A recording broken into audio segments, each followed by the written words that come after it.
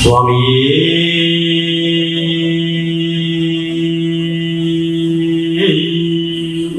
അയ്യപ്പ. പ്രിയ സജ്ജനങ്ങൾ, വളരെ വിഷമത്തോടു കൂടിയാണ് ഞാൻ ഈ വേദിയിലേക്ക് നോക്കുന്നത്. ആദ്യം തന്നെ അത് പറയാം. എന്തുകൊണ്ടെന്നാൽ നമ്മൾക്ക് മാത്രമായിട്ടൊരു അഹങ്കാരമുണ്ട്. പ്രത്യേകിച്ച് സനാതന ധർമ്മ വിശ്വാസികൾക്ക് മാത്രമായിട്ട് അഹങ്കരിക്കാവുന്ന ഒരു തലമാണ് ഈ ഭാരതത്തിൽ ജനിച്ചു എന്നുള്ളത്.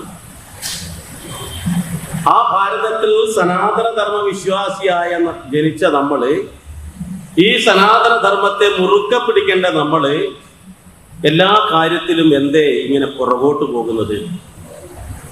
ഞാൻ ചോദിച്ചത് ഈ മുമ്പിലുള്ള കസേര ഒഴിച്ചിട്ട് നമ്മൾ എന്തേ പുറകിൽ പോയിരിക്കുന്നത് എന്നുള്ളതാണ്.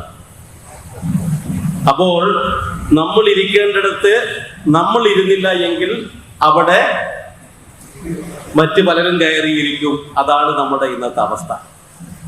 ഒന്നും കൂടി വ്യക്തമാക്കി കഴിഞ്ഞാൽ, ശബരിമലയുടെ ആചാരങ്ങളും അനുഷ്ഠാനങ്ങളും അവിടുത്തെ ചരിത്രങ്ങളും ഇതിഹാസങ്ങളും ആരാധന രീതികളും നമ്മൾ കൃത്യമായി മനസ്സിലാക്കിയിട്ട് ജീവിതത്തിൽ പകർത്താത്തത് കൊണ്ട് മാത്രമാണ് അത് മറ്റുള്ളവർ കയറി നശിപ്പിക്കാൻ ഇടവരുന്നത്.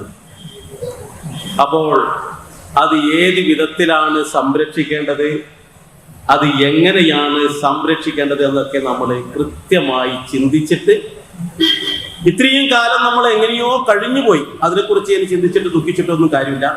ഇനി നമ്മൾ എന്ത് ചെയ്യണമെന്ന് കൃത്യമായി പ്രവർത്തിക്കേണ്ടതൊരു സമയമാണ് ഇപ്പോൾ വന്നിട്ടുള്ളത്. ഞാൻ പറഞ്ഞത് ഇവിടെ ഒരു നിമിത്തം കാണിച്ചു തരികയുള്ളത്. ഇത് ഇവിടെ മാത്രമല്ല കേട്ടോ, എല്ലാ